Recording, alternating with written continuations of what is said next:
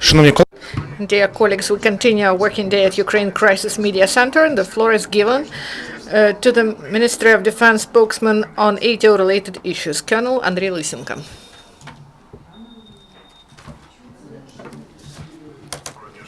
Good afternoon, dear colleagues.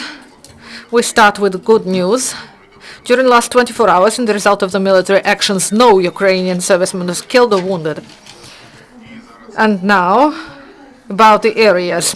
In the Lugansk area, the militants supported by Russia only once opened fire during the day near Novozvanovka. The rest provocations at the traditional areas Novoalexandrivka and Stanitsa Luganska. There, the shellings were late at night. And maybe the militants tried to hide their hostile attitude from OEC international observers who vigilantly observed the adherence to agreements on disengagement in Stanitsa Luganska, Zolote and Petrovsky. These provocations show that the militants do not adhere to agreements. In Donetsk area, the hot area is Avdiivka. The militants launched using small arms, and at night they used mortars, launching 15 mines at the positions of Ukrainian forces. At other parts of front line in the Donetsk area, there was full ceasefire. In Mariupol area, there were more enemy provocations than in Lugansk and Donetsk area together.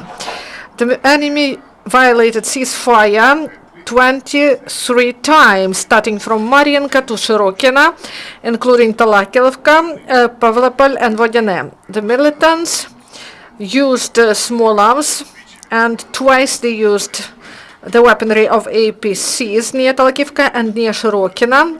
Enemy fire was observed.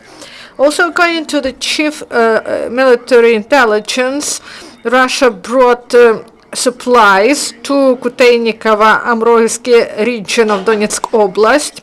They brought 6 tanks with diesel fuel, and also they brought to Rovinki 350 tons of fuel. Also, intelligence provide information that detachment of Department of Security and convoying of Federal Service of Execution of Sentences of Russian Federation was brought, and their aim is to send home 25 Russian servicemen and technical specialists who refused to take part in military actions in the east of Ukraine.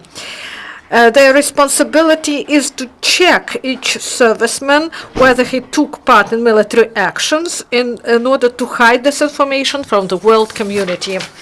Vinnytsky City Court rendered a sentence in the case of Russian military intelligence officer. He was recruited in spring 2015 by the officer Renat Biktagirov, Chief Intelligence Department of Russia.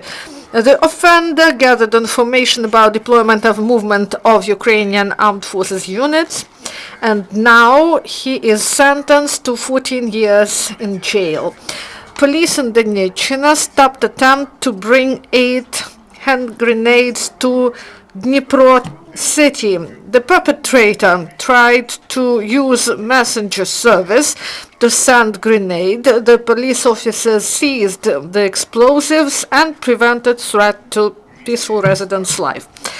In Svatovo town in Lugansk area, the law enforcers confiscated 2 shells to the can of 30 millimeters of caliber, 3 to anti-aircraft system of 23 millimeter of caliber, 2 grenades RGD-5 with fuses, and grenades for underbarrel grenade launcher, and large number of cartridges. Preparations are on the way to have training in the ranks of reservists in the 78nd Detached Motorized Brigade. They use time efficiently, and they coordinate the actions of crews. They had some firing live training, and also they used weaponry of armored vehicles, anti-aircraft systems, and also small arms. Do you have questions? Please ask.